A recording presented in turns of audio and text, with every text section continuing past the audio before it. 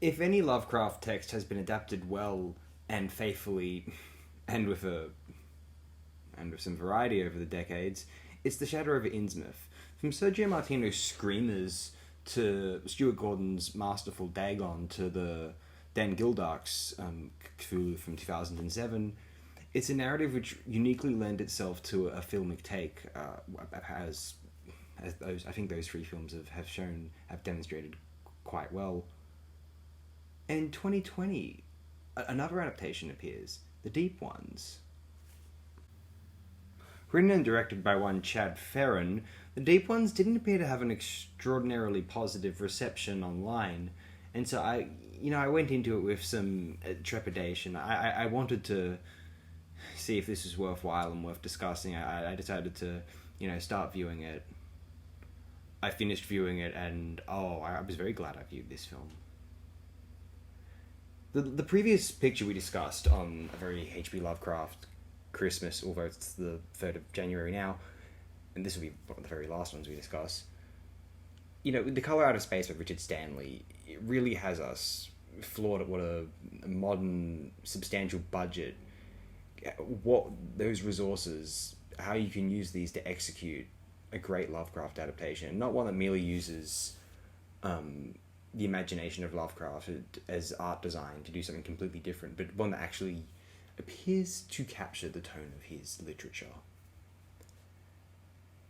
And it's amazing how far film technology has come, that even a low-budget picture like The Deep Ones can have the kind of VFX ambitions which pictures like the 2000 Cthulhu, the Australian picture, and the 2007 Pacific Northwest set Cthulhu, the Dan Gildark picture, they had to rely on minimalism, whereas the Deep Ones, while the Deep Ones still relies on minimalism, it does so for the sake of, for tension purely. It's not as though it's a narrative which was reliant on its VFX. It's not afraid to show off its VFX toward the end when they're called upon.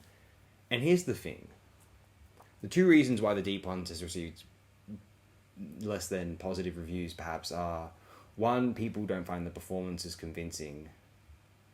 I thought they were okay. I think it's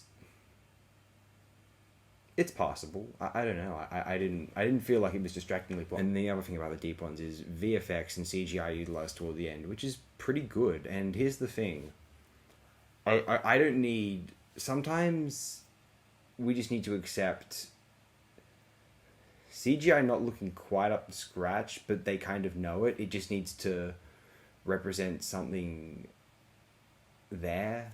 And in the case of the Cthulhu mythos / legendarium, if you will, the notion of something being unreal and almost out of another dimension of physical rendering itself. Something about that potential, that possibility within the rules of a Lovecraft story, odd or unusual, CGI wherein we can see this, wherein the seams are visible, can work to a Lovecraft film's favor. Or maybe I was just so engaged with the film that I didn't mind that the CGI toward the end was a bit less than stellar. It wasn't exactly Andy Serkis's Gollum or anything like that. Oh no, God forbid. I thought the film was really impressive for what it was.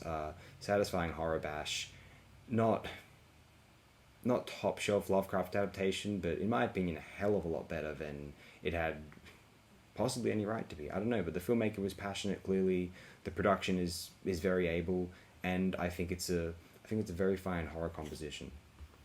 This is my endorsement of The Deep Ones 2020. Why the heck not?